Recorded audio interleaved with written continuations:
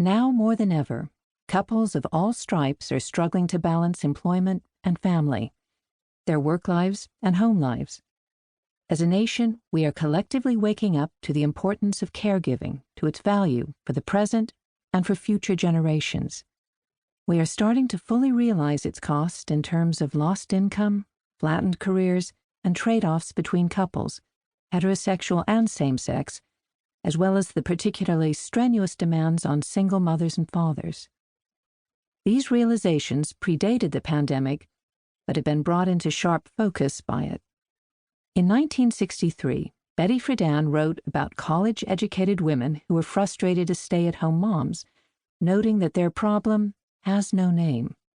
Almost 60 years later, female college graduates are largely on career tracks, but their earnings and promotions relative to those of the men they graduated with continue to make them look like they've been sideswiped. They, too, have a problem with no name. But their problem goes by many names: sex discrimination, gender bias, glass ceiling, mommy track, leaning out, take your pick. And the problem seems to have immediate solutions.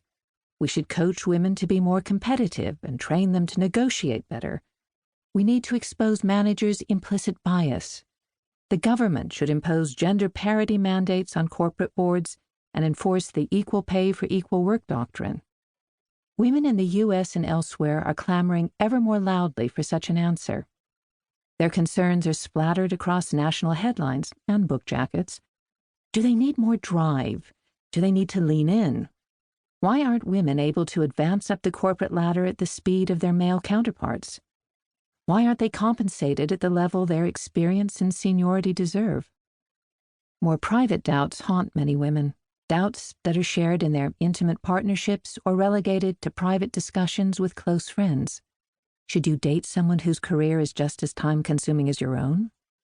Should you put off having a family even if you're sure you want one? Should you freeze your eggs if you aren't partnered by 35? Are you willing to walk away from an ambitious career, maybe one you've been building toward ever since you took your SAT, to raise kids? If you aren't, who will pack the lunches, pick up your child from swim practice, and answer the panic-inducing call from the school nurse? Women continue to feel shortchanged. They fall behind in their careers while earning less than their husbands and male colleagues. They're told that their problems are of their own doing. They don't compete aggressively enough or negotiate sufficiently. They don't claim a seat at the table, and when they do, they don't ask for enough. But women are also told that their problems are not their own doing, even as the problems are their undoing.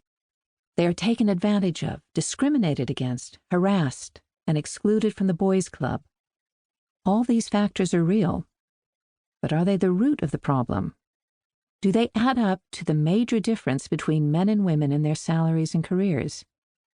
If they were all miraculously fixed, would the world of women and men, the world of couples and young parents, look completely different? Are they collectively the new problem with no name? Although lively public and private discourse has brought these important issues to light, we're often guilty of disregarding the enormous scale and long history of gender disparities. A single company slapped on the wrist, one more woman who makes it to the boardroom, a few progressive tech leaders who go on paternity leave. Such solutions are the economic equivalent of tossing a box of Band-Aids to someone with bubonic plague.